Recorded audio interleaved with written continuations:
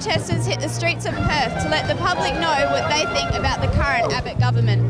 What do we want? Abbott out! When do we want it? Now! What do we want? Abbott out! When do we want it? Now! What do we want? Abbott out! Last year, a series of protests were carried out in 32 locations across the country as part of March Australia, with more than 100,000 people said to participate.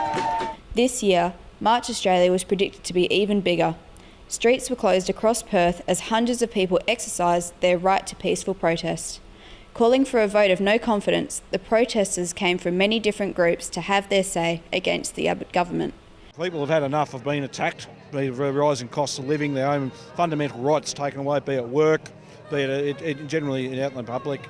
And just seeing what's happening to our country going down the tube like it has, I think it's we're seeing our society being wrecked, basically. And out of this is a response to this as well, to the various policies that sort of enforce that wreckage of our society. What were you hoping to achieve today here at the march? Well, the representation for the homeless in Rockingham is about the continuation of the National Partnership Agreement on Homelessness. At the moment, it's only been funded up until the 30th of June this coming year. But we need a commitment of 4 years plus to ensure the fact that homeless is actually projected, looked at and secured by the homeless agencies. At the moment, this piecemeal stuff of every 12 months is not giving the homeless any security as far as helping them with support. We just want to be a presence for the anti-live export movement. This government has not only shown its support for live export, but is really going out of the way to ramp up live export, to open new markets and reopen old markets that were closed for a reason when we can't even control the current ones. So I think that's really irresponsible, and it begs the question whether they're serious about animal welfare. We're here to raise awareness about the uranium mining that's happening in Western Australia. The two have been pre-approved in Wiluna and Kintyre, and we're here to tell Australia that we need to stop fueling the nuclear cycle. Hoping to continue to build up a large mass movement against the Abbott government and hopefully build up a movement that can then fight for the rights of things like refugees. But also, I'm part of the social science. One of our key issues is we want to nationalise the mines and banking industry so we can then use those resources to fund health and education.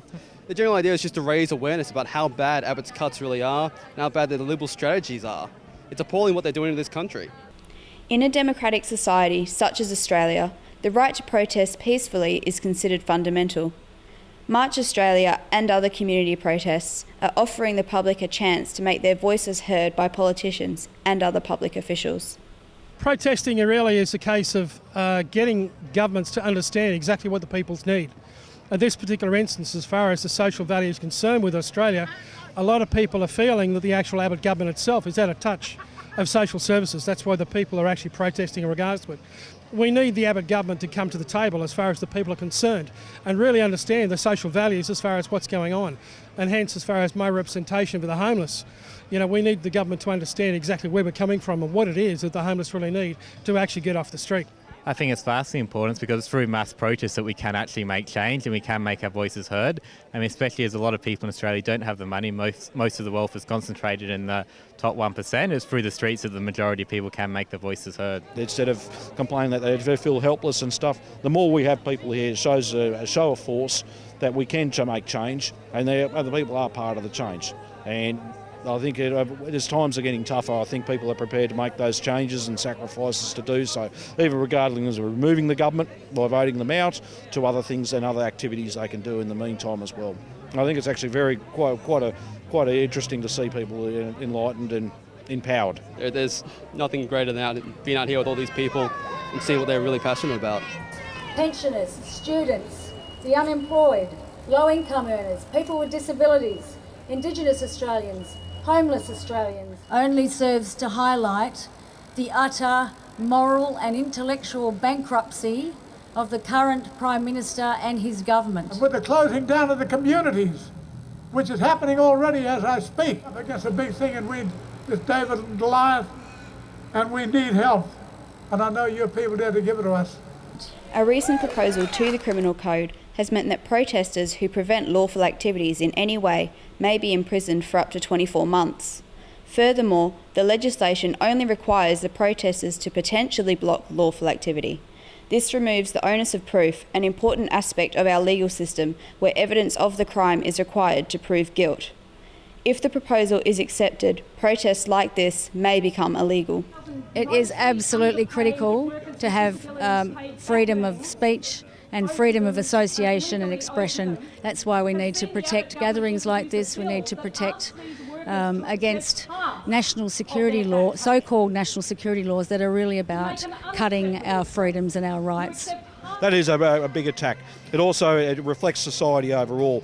Unions, especially when we've got protected action, which to have a picket line, well then that opens them up that as well.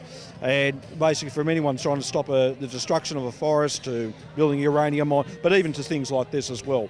If we happen to disrupt traffic, then that throws everyone in under the spotlight. Not just fines, but proposed jail sentences. And this is what we're up against now. Well, as far as obstruction concerned and obstructing the public, no, I don't agree with that. If we work with the council regulations, the government regulations, whatever concerned, I don't see as any particular problem as far as protesting what's going on. Providing, of course, they're done peacefully, providing, of course, they're done within the legislation. It is the laws of the land and the laws of this particular country itself, our great Australian democracy that we have, that allows the people to speak up and state the problems as far as what we have. Look, I think as long as no physical damage is done, no property damage is done, I think locking people up who are utilising their right for non-violent direct action is in itself criminal. I mean, all the social movements that we've seen become successful, such as the abolition of slavery, women's rights, Aboriginal rights, they all came about through that kind of protest. And if they're trying to stamp that out, then they're effectively taking away people's rights to speak up against government decisions. I'm heavily against those laws because they're extremely badly written. They say that you can be arrested for just possessing a thing that could potentially be used for a protest without even proving whether you are potentially going to use it for a protest, and you have to prove your innocence as opposed to them proving your guilt. But they're extremely badly laws and they're an attack on democracy. And they're also extremely badly written, and they could potentially be used to arrest people for absolutely no reason at all for possessing a thing, of which a thing could be anything. It's not defined in the legislation what that is. We need to be able to voice our opinions, and if we have that taken away from us, which is in the agenda for the Abbott government, then they can get away with anything. And I think what it will come to is it will climax to a point where people will just have enough, and we're getting to that point now. Yep, so you have quite a few events that happen throughout the year? Yes, we do. I think we're going to narrow it down a couple of times a year because it's a lot of work organising things, and I think people get worn out. The next one it's a national decision to have one in July. I think it's Saturday and Sunday, 11th and 12th of July. The theme's going to be on welfare.